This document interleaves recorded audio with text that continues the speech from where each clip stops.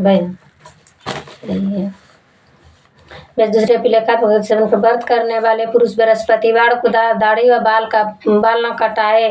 बृहस्पतिवार को जो मनोकामना प्रकट की जाती उस मनोकामना को पूरा करते व्रत कथा पाठ श्रवण करने का विशेष महत्व बताया गया है। बोलो विष्णु भगवान की जय, बृहस्पति देव की जय।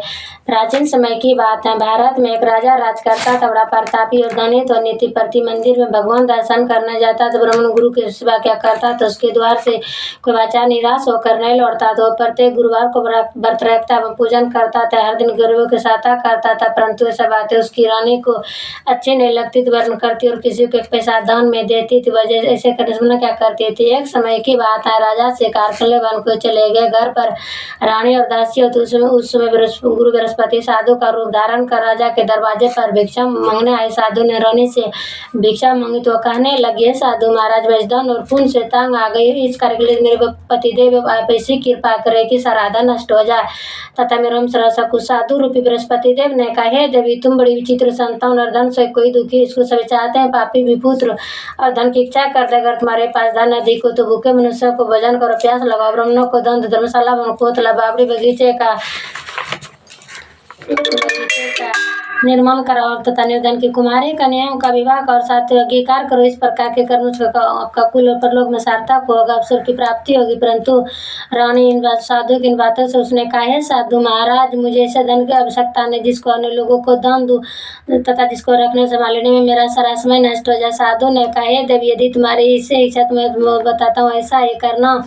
बृहस्पतिवार के दिन गोबर से घर को लिपना, अपने केस को पीली मिट्टी से दोनों केसों को धोते समय स्नान करना, हजामत करवावे, भोजन में मांस मंदिरा खाना, कपड़ा धोए को धुले डालना। इस प्रकार 7 बृहस्पतिवार करने से तुम्हारा सब धन नष्ट हो जाएगा। यह कहकर साधु महाराज रूपी बृहस्पति देव अंतर्ध्यान हो गए। रानी ने साधु के कहने के अनुसार 7 बृहस्पतिवार वैसा करने का विचार किया। साधु के बताए अनुसार कार्य करते हुए केवल 3 बृहस्पतिवार बीते थे, समझ धन संपत्ति नष्ट हो गया। भोजन के लिए दोनों में पारिवारिक तरसने लगा तथा सांसारिक भोगों से दुखी और होकर रहने लगा। तब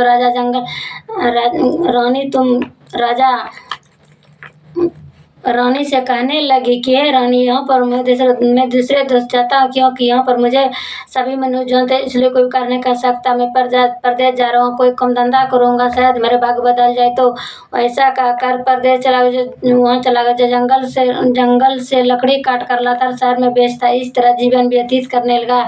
इधर राजा के बिना रानी और दासियाँ दुखी रहने लगी। किसी दिन भोजन मिलता और किसी दिन जल पीकर ही रह जाती। एक समय रानी और दासियों को 7 दिन में भोजन के व्यतीत करना पड़ा। तो रानी ने अपनी दासी से कहा, दासियां पासी के नगर में मेरी बहन रहती और बहुत धनवान है, उसके पास जर पहुँचे बेचर मंगला जिसे कुछ में के लिए गुजर हो जाएगा। दासी की बहन के पास गई। रानी की बहन उसमें पूजा कर रही थी क्योंकि उस रोज बृहस्पतिवार का दिन था। दासी ने रानी की बहन से कहा, रानी मुझे आपकी बहन ने भेजा, मुझे 5 शेर बेचर दे दो।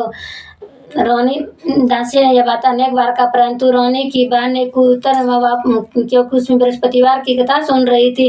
जब दासी को रानी की बहन से कोई उत्तर नहीं मिला तो वो दुखी उसे क्रोध भी आया। उसने अपने रानी से आकर कहने लगी, हे रानी तुम्हारी बहन तो बहुत बड़ी आदमी। उसने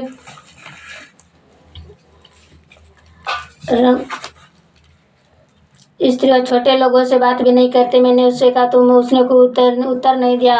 रानी बोली, है दासी इसमें उसका कोई दोष नहीं। जब बुरे दिन आता तब कोई सराह नहीं देता। अच्छे बुरे का पता विपद में लग जाए। जो ईश्वर की इच्छा होगी यही होगा। यह सब हमारे भाग्य का दोष। और दूसरी रानी की बहन ने सोचा कि मेरी बहन की दासी आई थी, परंतु मैं उससे नहीं बोली।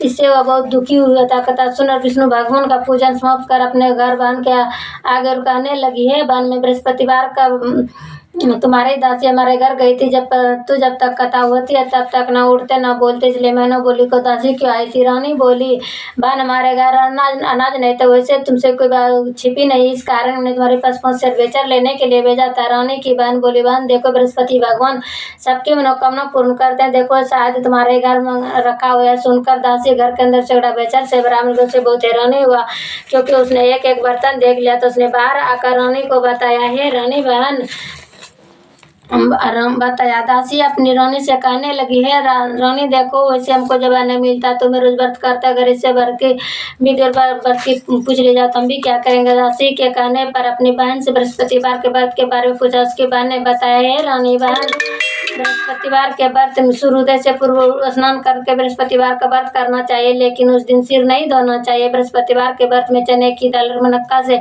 विष्णु भगवान के केले के वृक्ष की जड़ में पूजन करे तथा दीपक जलावे। उस दिन पीले कि भोजन करे, भोजन पीले खाद पदार्थ का करे तथा कथा सुने।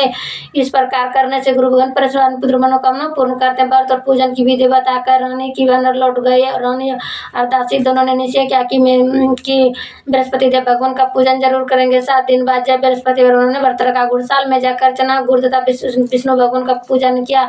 अब पीला भोजन कहाँ से आवे, बेचारे भी दोनों, परंतु उन्होंने व्रत किया था। इस कारण बृहस्पति देव प्रश्न थे, साधारण व्यक्ति के रूप में 2 थालों में सुंदर पीला भोजन लेकर दासी को देकर बोले, ये तुम्हारे रानी के लिए, तुम दोनों भोजन करना। दासी भोजन भाग पाकर बड़े प्रश्न रानी से बोली, चलो जो रानी जी भोजन कर लो। रानी को भोजन आने के बारे में कुछ इसलिए दासी से बोली, जा तू ही भोजन कर, क्योंकि तुम हमारे बेइज्जती में हंसी उड़ाती है।